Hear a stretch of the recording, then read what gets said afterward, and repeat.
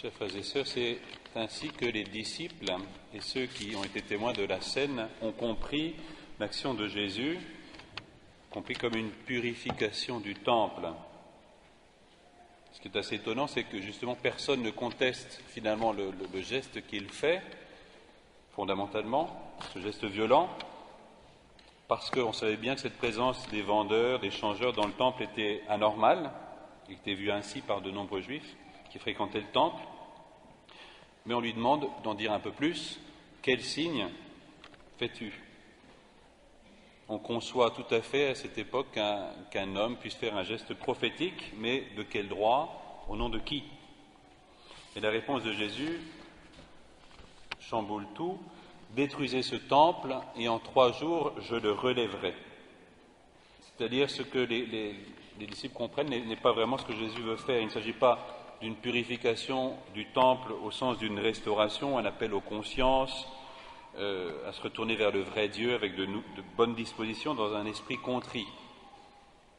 Le signe dont Jésus parle, c'est sa résurrection. Détruisez ce temple, en 3 jours, je le relèverai. Il parle de la résurrection. Il annonce le renouvellement de l'alliance par sa mort et sa résurrection. Il annonce un culte nouveau. Autrement dit, ce n'est pas sur ce temple-là qu'il s'agit d'adorer, mais il s'agit d'adorer un esprit en vérité. Alors je vous propose de nous poser un petit peu la question, qu'est-ce que c'est que ce temple ? Et quel est le temple nouveau dont Jésus nous parle ? Donc le temple se situe à Jérusalem, c'est la capitale du royaume de David, le siège de la maison de David, comme dit le psaume, le lieu du roi, le lieu de la justice. Le temple, c'est le lieu où habite le Seigneur. Dans plusieurs épisodes de l'Ancien Testament, on voit la nuée, c'est-à-dire la présence de Dieu, comme descendre sur ce temple et s'installer dans ce temple, à tel point qu'on ne peut plus y rentrer. Donc le temple, c'est le lieu de la présence de Dieu. Le temple, c'est bien sûr le lieu où on offrait les sacrifices. À cette époque-là, donc, il y avait de très très nombreux sacrifices d'encens, d'animaux divers et variés, pour différents motifs, pour rendre grâce au Seigneur, pour demander pardon, etc. Le temple, enfin en tout cas le premier temple, c'était le lieu où étaient gardées les tables de la loi, dont nous avons entendu le contenu dans la première lecture. Le temple, c'est le lieu où était scellée et renouvelée l'alliance pour la Pâque, avec l'immolation des agneaux. Donc le temple, c'est tout ça, on peut en dire encore beaucoup plus, bien sûr. Mais Jésus, donc, par son geste, annonce un autre temple, le temple de son corps. Il est de la descendance de David, il est le Messie annoncé, il est le lieu de la présence de Dieu, il est né de Dieu avant tous les siècles, sur lui repose l'Esprit du Seigneur, il est le Fils éternel de Dieu, né de la Vierge Marie. Par cette prophétie, détruisez ce temple, en 3 jours je le relèverai. Il annonce que son corps sera détruit, il sera offert en sacrifice, et ce sacrifice réconciliera définitivement l'homme avec Dieu. Il est l'agneau véritable de la Pâque.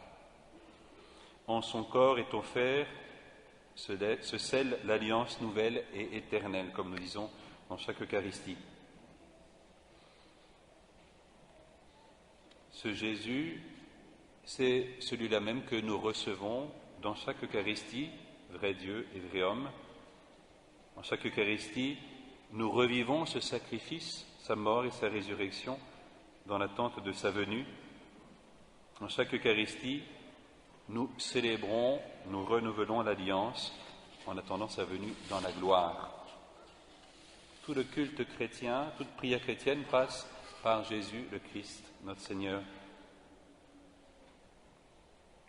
La dignité et la vertu incomparable du corps du Christ nous rappellent notre propre dignité. Par le baptême, nous sommes devenus le corps de Christ, nous sommes un autre Christ. Nous participons à sa dignité de prêtre, de prophète, de roi. C'est-à-dire, par lui, avec lui et en lui, nous offrons notre vie, ce que nous sommes au Père. Par lui, avec lui et en lui, nous sommes appelés à proclamer sa parole par des gestes prophétiques, des paroles prophétiques. Par lui, avec lui et en lui, nous instaurons dès ici-bas son royaume. Nous qui sommes appelés à communier aujourd'hui ou au jour de notre baptême, demandons au Seigneur de vivre à la hauteur de la dignité qu'il nous confère par le baptême. Amen.